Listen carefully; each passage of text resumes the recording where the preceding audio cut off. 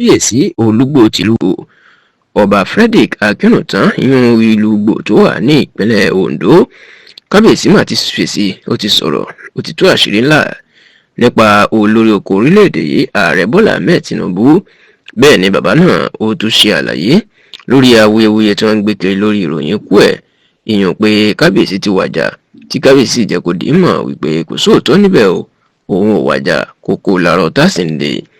Ẹ̀rìn ti pé lọ́sẹ̀ mélòó kan sẹ́yìn làwọn kan bẹ̀rẹ̀ sí ni máa gbé ìròyìn kiri pé ọba Frederick Akínrùntàn tí ìgbàgbọ́ wà pé òun ni ọba tó lówó jù nínú ọba ilẹ̀ Yorùbá, ìpè kábíyèsí ti wàjà o, ṣùgbọ́n tó jẹ́ pé ìròyìn ẹlẹ́jẹ̀ ni tó sì jẹ́ pé bàbá wà láyé àti àlàáfíà nínú ọlá àti ọrọ̀ ẹ̀. Nígbà tó ń ṣe ìfọ̀rọ̀wérọ̀ lórí ti tẹlifíṣàn Yorùbá bá pàdé lórí ẹ̀rọ ayélujára, ẹni ọba Frederick Akínrùntàn jẹ́ kó dì í mọ̀ wípé ìpè tó ń gbà ní orílẹ̀-èdè yìí àti káàkiri àgbáyé lórí ìròyìn tó ń gbé kiri pé òun ti kú, ó ní ìròyìn náà ó lágbára. Ọba Frederick Akínrùntàn wá jẹ́ kó dì í mọ̀ pé ọba kì í kú nílẹ̀ Yorùbá, olóba máa ń wàjà ni. Bẹ́ẹ̀ ló ní òun kò wàjà tòun, kábíyèsí ni òun wà láyé, òun wà láàyè, òun wà nínú àlàáfíà ara òun. Àti pé gbogbo àwọn tó ń gbé ìròyìn náà wọ́n kàn fi ń gbé ẹnu ara wọn jó ni, nítorí pé 20 ọdún lè ní gbẹ̀ngbẹ̀ng òkè gbẹ̀ngbẹ̀ng, 30 ọdún lè ní gbẹ̀ngbẹ̀ng òkè gbẹ̀ngbẹ̀ng ni.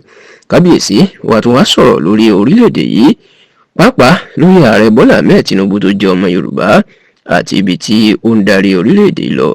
Ọba Frederick Akínrùntàn ní gbogbo ayé lórí pé ńgbà tí Tinubu tó wá sí agbègbè àwọn láti wá polongo òdìbò, ó ní níṣe lòun na ọwọ́ Tinubu sókè ní gbogbo àgbáyé, ní gbogbo ojú ogbe èèyàn wípé òun ni yóò di ààrẹ lọ́dún 2023 tí kábíyèsí ní ilé ìpadà rí bẹ́ẹ̀.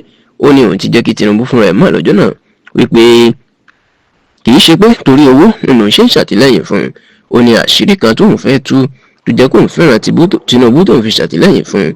Ó ní tó ṣẹlẹ̀ láàrin òun àti ààrẹ àná tó gbàjọba lọ́wọ́ ẹ̀, ìyẹn olóògbé Muhammadu Buhari.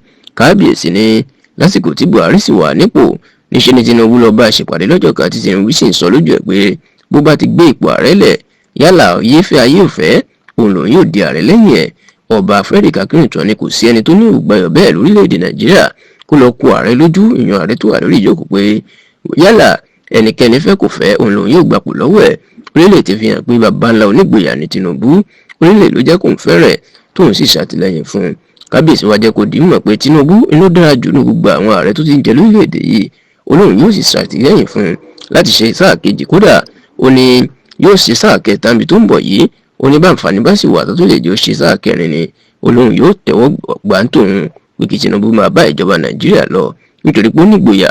Bẹ́ẹ̀ ló ní báwọn èèyàn bá ń sọ̀rọ̀ sí bá ń bu, ó ní ó máa ń yà ọ́ lẹ́nu pé Tinubu kì í sọ gbólóhùn kan, kì í dáhùn, yóò kàn máa wò wọ́n ràn ni.